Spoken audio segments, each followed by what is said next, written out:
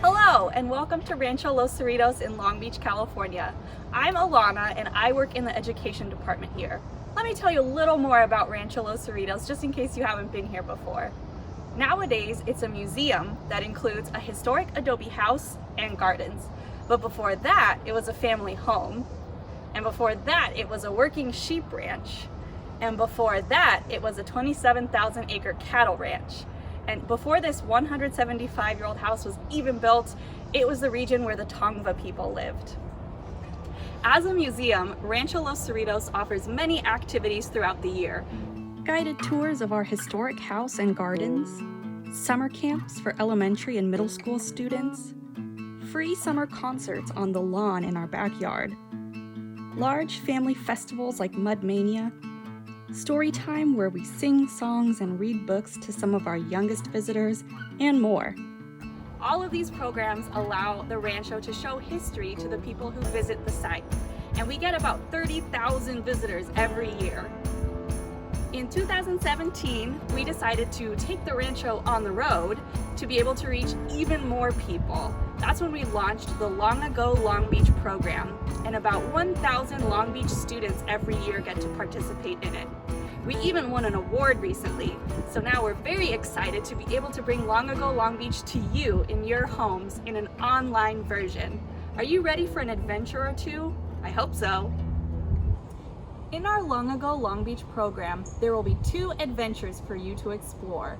In the first adventure, you get to be an archaeologist, or someone who studies the artifacts or objects that people used in the past to learn what their lives were like. In the second adventure, you get to be a historian, or someone who researches and studies about the past and figures out why it's still important to us today. In each adventure, there are a series of lessons and an activity booklet. You can find the booklets on the Long Ago Long Beach page of our website.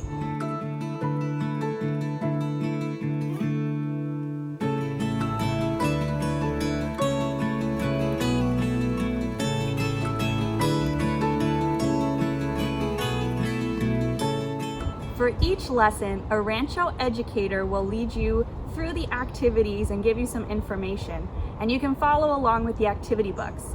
Print them out ahead of time if you can, and also some of these activities might take other materials like pencils, pens, markers or crayons, scissors, and glue.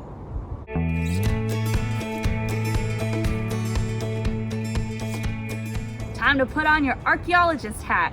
In this first lesson, you'll learn what it means when you say that something happened long ago. Is that in the time of the dinosaurs, when George Washington was president, when your grandparents were kids? Actually, it could be any of those things. Then you'll learn how to organize things that happened long ago with a tool called a timeline. Well, archaeologists, I think you're ready to start your adventure. And with that, I'll let my friend Ryan take it away. Hi everyone, welcome to Long Ago Long Beach, coming to you at Rancho Cerritos. And for the first lesson of our Long Ago Long Beach online, we are going to answer the question is, what is a timeline used for, and how do we look at a timeline? So, items in front of me are old cameras. We're going to look at those cameras and see how they went from old all the way to the newest technology at first. And timelines are really important because it's a way that we see how they go from old to new, but they show up in our history books as well. And so we look at history as a timeline because that's when things start and when they end. So our first camera, you might recognize this one. It's an iPhone. Our iPhones are still used today and they're very useful. If we see that, we take photos with them, record video, take selfies, but we also use them, like any other, to call, to send pictures, emails, go on social media. So our technology, the iPhone, still is very advanced. So the iPhone, we have our older one here, started in 2007, so still, probably your parents use that one. Our next camera is definitely used by your parents. This one, I'm not sure you can see that screen on there, it's a digital camera. But unlike the iPhone, can't make calls with this. We can only take pictures, just like that. So a digital camera was really popular probably when your parents were growing up in the 90s. This was really popular back then. Next camera is probably used by your grandparents. This is a older camera. It's used just like that. Look through the viewfinder. But this camera is very different from our digital and iPhone because we have film. See that?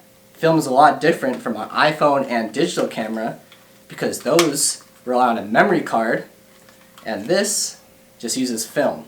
So when we take our picture, it gets printed or it gets onto this, and we take this to a professional photographer, to a store, and get this developed. So that's the difference between our film camera and our digital and iPhones. It's popular probably around the 1950s. That's our film camera, just like that. Now this camera is very old. It's about 100 years old. It is known as the Kodak folding pocket camera.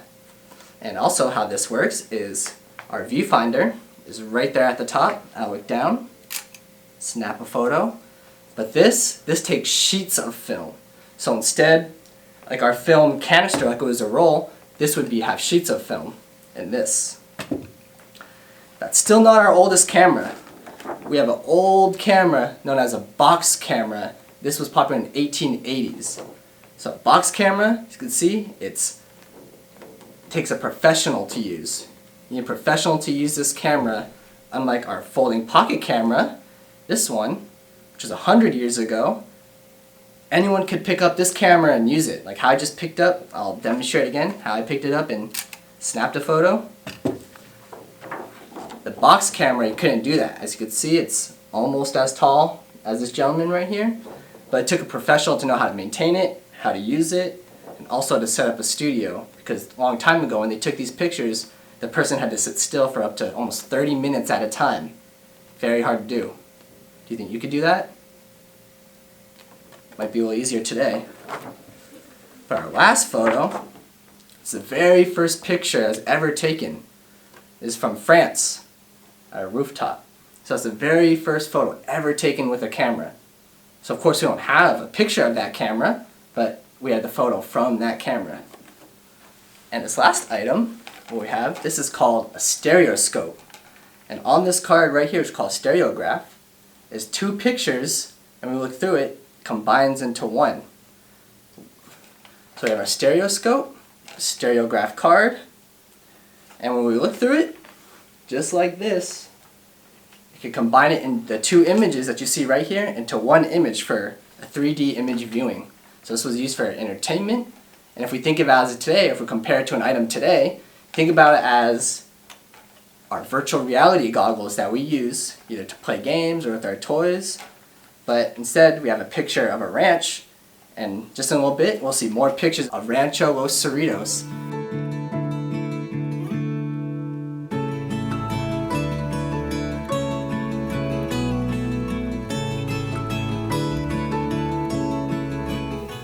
Right behind me is our timeline, and today we're going to be working with our timelines.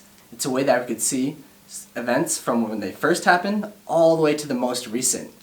And they're still used in history books or in textbooks because some really important events that happened in our past, we want to see how those changed all the way up until the most recent of times. Our timeline behind us starts at 1800 and it goes by centuries, 100 years to 1900 and the 2000. And in these increments right here, we have pictures of Rancho Cerritos that we're going to put in order from the oldest all the way to the newest.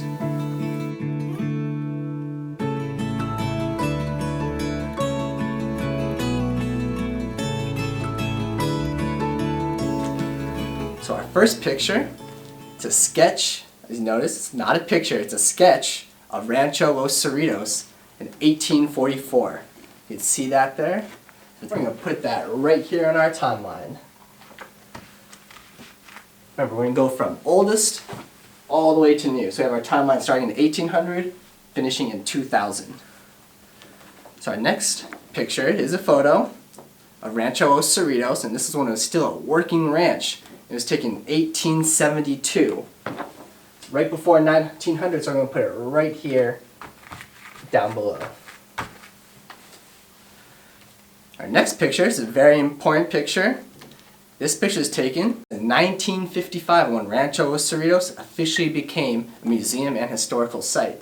We have 1900 right here, 1955 right here.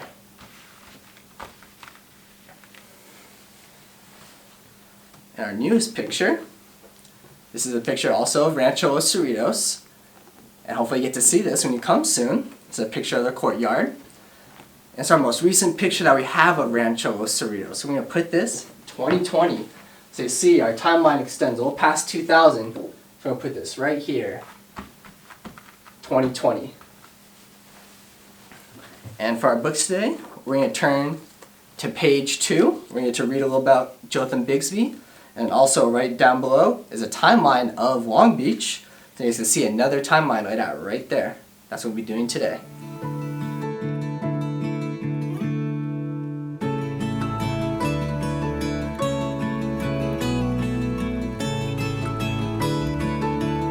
Alright, so we have our Rancho Cerritos timeline right behind me. And now we're going to get a chance to make our own timeline. So, in your Long Beach books, we're actually going to start on page 19. We have the first box in the top right corner, which I was born in. So you want to start with this first event, but at the end you're going to have a total of 5 events in your lifetime that you're going to put onto a timeline. So once you fill these out, you're going to then transition to page 3. And of course you want to start with I was born in, a number 1. And this timeline is also going to go almost like a W shape. You can go 1, 2, 3, 4, and 5. So this time activity is going to be on page 3 and page 19. And for this activity, you're going to need a glue stick or tape because we want to glue in our squares to page 3. Also scissors to cut out the squares, and a Sharpie or a pen to write those events.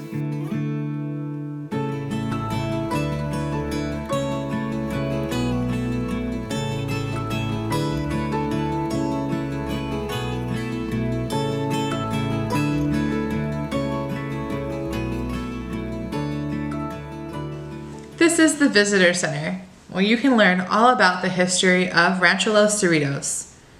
Here on these panels you can see how it went from land grant to landmark. On this side you'll see a timeline. The timeline shows the history of the ownership of the rancho, starting at the first owner, John Temple.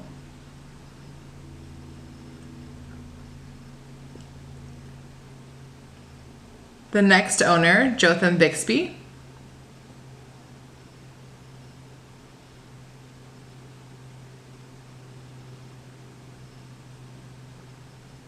Llewellyn Bigsby. And ends in the year 2012 when this visitor center opened.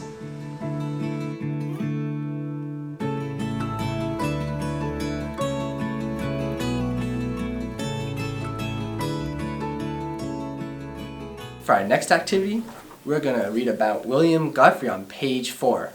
William Godfrey was a very important person. He was the very first person to take a photo of Rancho Cerritos. That photo is right behind me. It was taken in 1872. Jotham Bigsby, the owner of Rancho Cerritos at the time, asked him to come and take that photo. So it's a very historic photo. And when you're done reading about Mr. Godfrey, if you turn the page onto the back on page 5, I want you at home to find a picture of yourself and paste it right here. But also go to rancholocerritos.org and you can find many photos, just like you see right here, of Rancho Cerritos. Thanks, Ryan. I'm sure all of you archaeologists can't wait for your next adventure. Until next time.